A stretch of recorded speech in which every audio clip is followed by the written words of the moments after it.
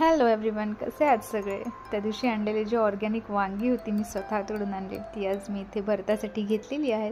किती सुंदर वाटतं ना वांगं गॅसवर भाजल्या जाते, असं एकदम टेम्पटिंग आहे वांगं. आणि ते भाजून त्याचं भरीत करणं किंवा नुसतं भाजून पण ते मस्तच लागतं.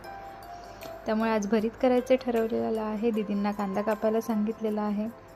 त्यामुळे या आहेत दीदी. मागच्या वेळेस मी ज्यांच्याशी गप्पा मारत मी स्वयंपाक करते तुम्हाला म्हटलं होतं, त्यामुळे त्यांनी पटपट कांदा कापून दिला आहे. मी वांगी भाजून घेतलेली आहेत आणि आता बघते आहे की एखादं वांगं वेस्ट जातं नाही याचीच भीती असते. आणि बरोबर एक वांगं वाया गेलेलं आहे कारण त्याच्यामध्ये होता किडा. मी ते अर्थात टाकूनच दिलं. त्यामुळे आता कढईमध्ये फक्त 2 वांग्याचंच भरीत मी करणार आहे. कढईमध्ये मी फोडणी करून घेतली आणि वांग्यावर टाकलेली आहे वरून थोडंसं मीठ आणि तिखट पण ॲड केलं याच्यामध्ये.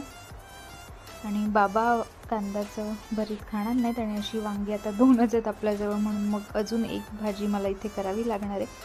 मग दीदींना सांगितलं पटापट हे पण मला तोडून द्या. ही लांब अशी थोडीशी मोठी तोंडली इथे मिळतात, तर दुसरी तोंडल्याची भाजी मी त्याच कढईत आता करून घेते पटकन.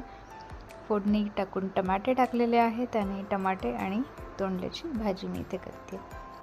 ही फोडणीमध्ये टमाटे टाकून फक्त भाजी मस्त लागते. ही पण याला इथे पडवळ पण म्हणतात ॲक्च्युली. आपल्याकडे पडवळ म्हणजे ते स्नेक गार्ड जो लांबडा असतो, जो मोठा असतो, जो सापासारखा दिसतो, पण इथे यालाच पडवळ म्हणतात.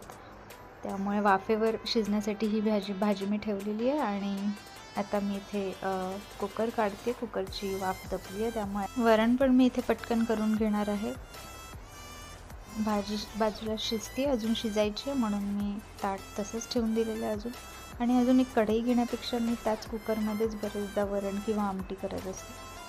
मस्तपैकी फोडणी टाकूया आणि छान पिवळंच वरण मी आज इथे ठेवणार आहे कारण की भरीत आहे, त्यामुळे मला त्याच्यासोबत पिवळंच वरण कॉम्बिनेशनमध्ये जातं असं वाटतं.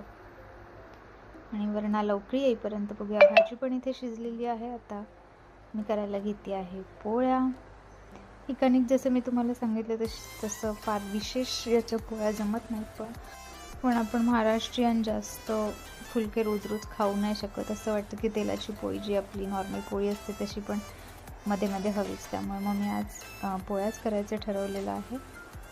फुलके तसे फटाफट बनतात, करायलाही सोपे, पण पोळ्या शेवटी. त्यामुळे मग फटाफट इथे मी पोळ्या लाटून घेते.